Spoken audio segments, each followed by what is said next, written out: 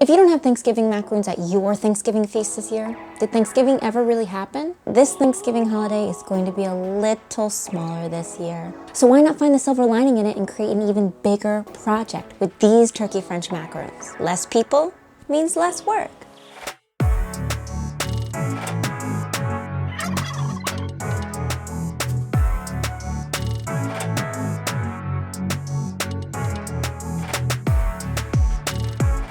Hi, I'm Kim, and on this episode of Macaronomics, I'm going to teach you how to make these little turkey macs. Subtle, aren't they? They're a little bit more advanced than your basic macaroon, but I'm here to walk you through it. We do have all the time in the world right now, don't we? And we're pairing these little suckers with a brown butter buttercream. Say that 3 times fast. Happy Turkey Day. Favorite holiday. Everyone's in the kitchen, everyone's messing, everything's organized, there's so many people in the kitchen. But this year, this Thanksgiving is going to be different. You have more time, more space, so why not tackle an even more advanced project? You know you want to. You got this. I'm gonna be your cheerleader. That's what I'm here for. And nobody's paying me to do it. Subscribe to my channel, ring that bell for notifications for new content, and like this video for even more baking videos. And guys, please take advantage of the comment section below to let me know what you'd like to see for future recipes or future content. Thank you. You have to say thank you. Oh, Thanksgiving is my favorite, and I know this year's gonna be a little different for everyone, so I wanted to figure out a way to make it special and to kind of bring a little bit of magic into your homes this year. So we're going to make turkey French macaroons. And for the first step, we're going to create our meringue in the bowl of our stand mixer. You can also do this in a bowl with a hand mixer. Same results, you just need a little bit more strength in your hand when you're using a hand mixer, and it could take a little bit longer. But have no fear, it can be done both ways because I know mixers can be expensive. I'm also going to include a link in the caption below of a refurbished mixer that works just as well and for half the price. If you guys are using a stand mixer, you're going to put on the whisk attachment and you're going to add your egg whites, cream of tartar, and salt. And we're gonna mix this on high until the egg whites are nice and foamy. Once the egg whites are nice and foamy, you're going to decrease your speed to low and slowly add your granulated sugar, but you can do this all at once. Once the sugar is combined, you can increase your speed to high and let it whip until your meringue is stiff and firm. Now, in order to be able to tell this, I like to take the whisk attachment and manually whisk the meringue to see if there's a resistance to it. If it's a little bit challenging to stir the meringue and it's very clumpy, then you know your meringue is ready. While our meringue is mixing, we're going to sift our dry ingredients. So add the almond flour and the Confectioners sugar into a sifter over a large bowl.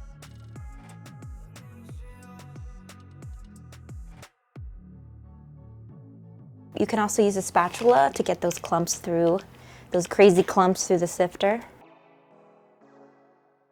And we want to sift this until it goes all the way through the sifter.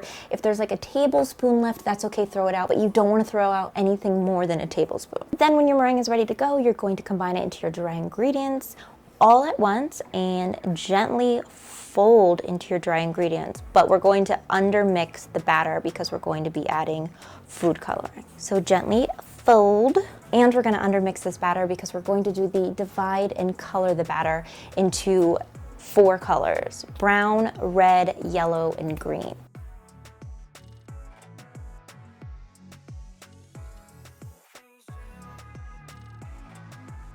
If you're going to be adding any gel food coloring, you want to make sure that you undermix the batter because you're going to have to fold the batter a few more times to really mix that color in. And always be sure to use gel food coloring. Never use a water-based liquid food coloring or anything water-based in your macaron shells because it will deflate your meringue. So I have 4 bowls here and we're going to evenly divide the batter into 4 different colors, and I'm going to show you how I do that now. So reserve 3/4 of your batter because we're going to be coloring that with brown gel food coloring. And for the remaining 1/4 of your batter, you're going to divide that into thirds. For one of the bowls, you're going to cover it yellow. For one of the bowls, you're going to color it green. And then the last bowl, you're going to color it red. Then you're going to put each color in its own piping bag without cutting the tip. Tie her up and put them aside. For the brown part of the batter, we're going to put a large round tip into a pastry bag. I like to use these thin disposable pastry bags. They make it much easier to manage, and we're gonna twist the top.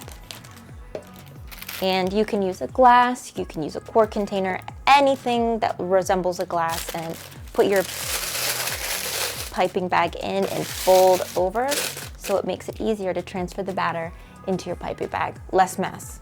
I don't like mess, I like to be organized, less mess right here. So I made this cute turkey template, and I posted the link below in my captions so that you guys can download and print the template for yourselves. And here's what I like to do with the template. I cut out rows, and then I'll cut them into squares, just like that. Now the template has red, green, and orange and brown, and you can also do that, but I chose to do yellow instead of orange today because I was feeling a little bit yellow. What can I say? So for each tray, I like to use half of the turkeys in the template, and for the other half of the tray, we're going to pipe circles for the back sides of the turkey.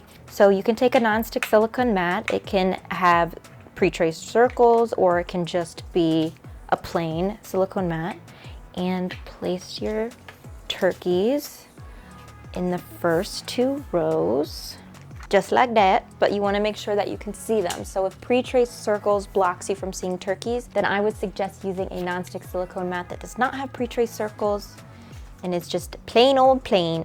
So now we're gonna start with piping our brown part of our turkeys, of our French macaroon, the body and the head. And we're gonna let that set for about 10 to 15 minutes until a skin forms before we start adding on our feathers.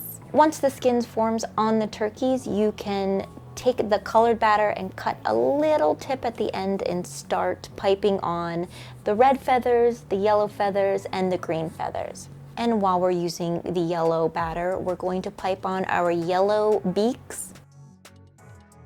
Now we're going to take a little bit of black gel food coloring with a paintbrush and very, very gently and lightly dab on a little dot for the turkey eyes.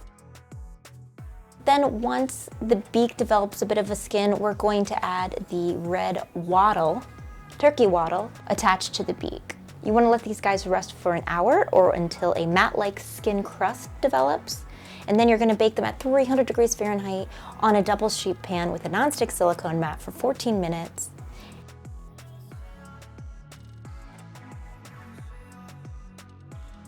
And voila, here they are. They're so cute.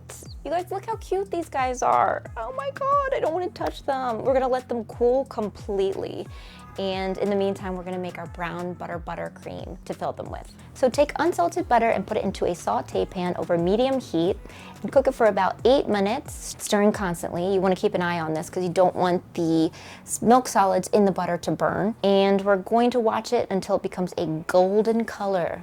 Brown butter, golden brown. Then we're gonna remove it from the heat and put it in the refrigerator for about 3 to 4 hours, or you could do it overnight. So once your butter has solidified in the refrigerator, you're going to remove it and bring it out so it can come to room temperature. Then you're going to add it to a bowl of a stand mixer with regular unsalted butter and whip it up, get some air in it. Add some confectioner sugar, and then we're going to add some brown sugar and vanilla extract, and then we're gonna thin her out with a little bit of milk until she's nice and creamy.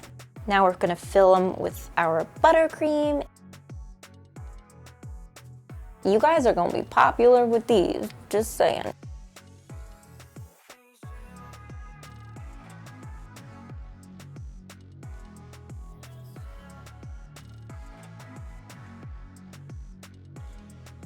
Guys, how cute are they? They're so stinking cute. Get her out of here, guys, you know. But seriously, they are too cute to eat. And I'm telling you, these guys are going to bring so much more color to your Thanksgiving this year. And they'll just make people happy. They're making me happy. And boy, do we need some magic right now because things are crazy. You can serve these right away once they're filled, or you can put them in an airtight container in the refrigerator and hold them overnight or until you're ready to serve them for your wonderful Thanksgiving dinner. Guys, thank you so much much for watching. Please subscribe to my channel and ring that bell to receive notifications on new content. And to see even more baking videos and photos and content, please be sure to follow my Facebook.